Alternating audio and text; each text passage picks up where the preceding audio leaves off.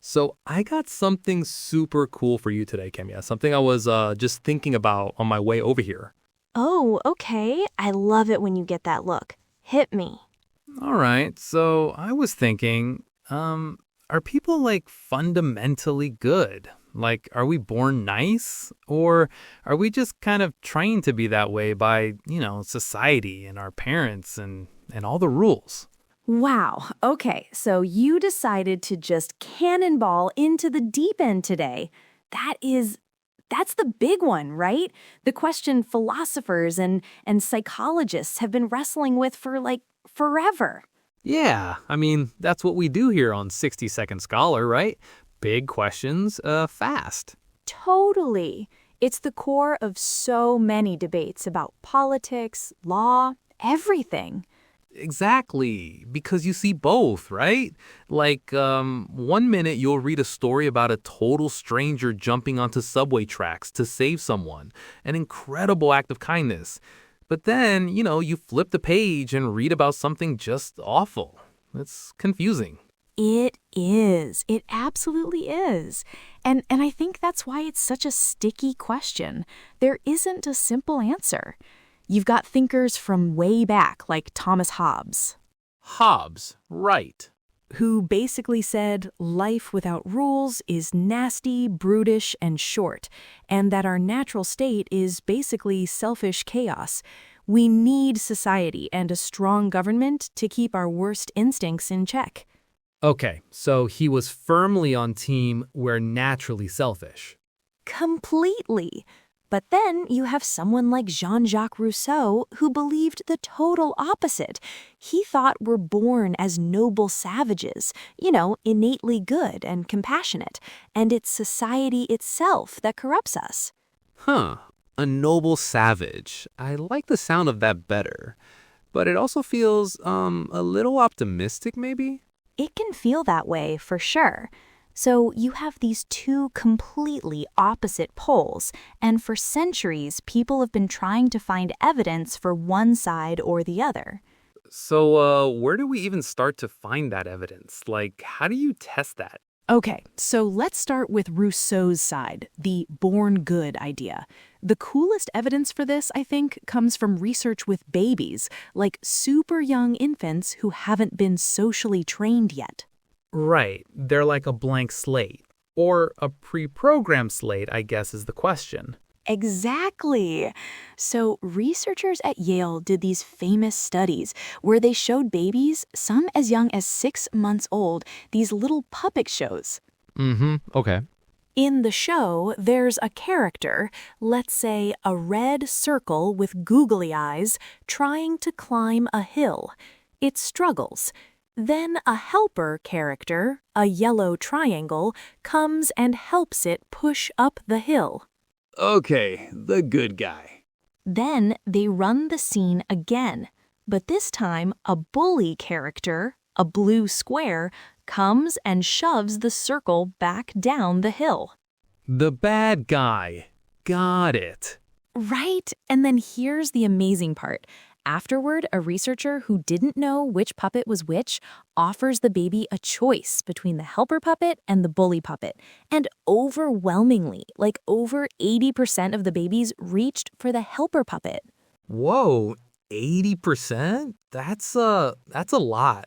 So even before they can talk or understand rules, they prefer kindness? It really suggests that. It points to some kind of innate moral core, or at least a preference for pro-social, helpful behavior. It's not about being taught sharing is caring, it's just there, an instinct. Okay, that's pretty convincing for the born good team. But then what happens? If 80% of us start out preferring the good guy, why isn't the world, 80% nicer? Right, and that's the giant question that brings us back to Hobbes, the socially trained argument. And the evidence for that is, well, it's all around us.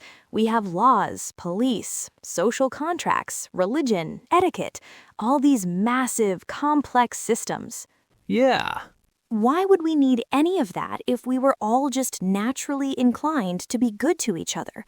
The very existence of rules implies that we need to be managed.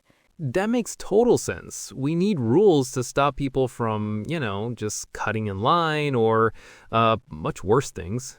Exactly. And you can see this in psychological experiments too. The most famous one, of course, is the Stanford prison experiment. Oh, yeah, I've heard of that one. It's pretty intense. It's super intense, and we have to say it's controversial now for its methods, but the findings were shocking at the time.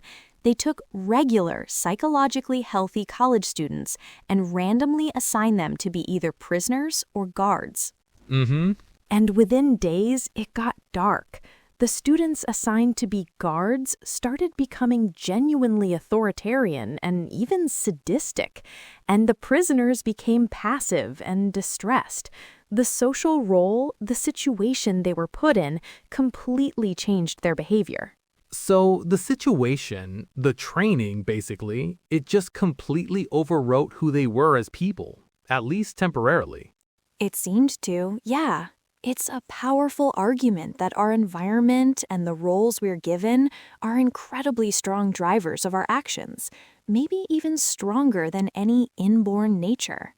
So we're just, stuck in the middle then? We have these instincts as babies to pick the good guy, but we also have this capacity to become the bad guy in the right or wrong situation. How do you square those two things? I think the answer is that the question itself is flawed. It's not an either or. Are we good or are we evil? That's the wrong way to look at it. We're not one or the other. You think we're both? Yes, I think modern psychology is really leaning this way, that we're born with the capacity for both. We have deep instincts for empathy, for cooperation, for fairness, because we're social animals. We needed that to survive in groups. Okay, that makes sense.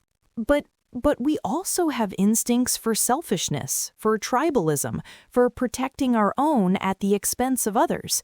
That also helped us survive. So we have both sets of programming.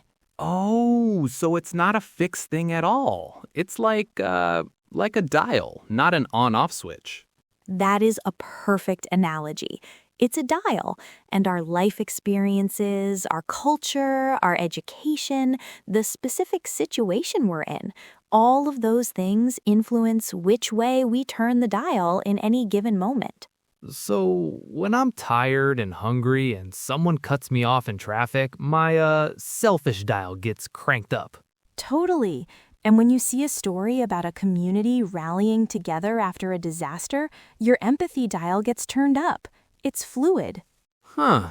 That makes a lot more sense than just picking a side. It's not that some people are just bad seeds and some are angels. It's way more complicated and contextual.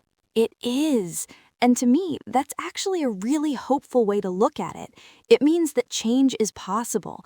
It means creating good environments, good schools, just societies. All of that really, really matters. It's how we teach each other to favor the better side of our nature. And it puts the responsibility on us, too, individually, to be aware of our own dial, Absolutely.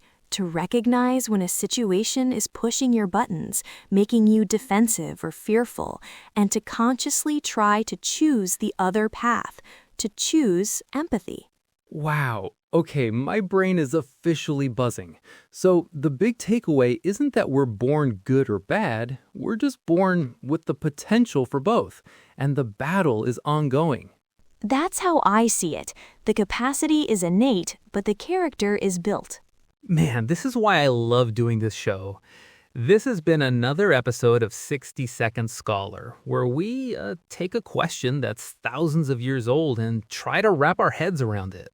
We definitely gave it a good try today. Totally. So for everyone listening, think about it for yourself. What situations tend to bring out the best in you? And what situations maybe don't? It's a heavy one to chew on, but it's a good one. It really is. Thanks for tuning in, everyone. Catch you next time.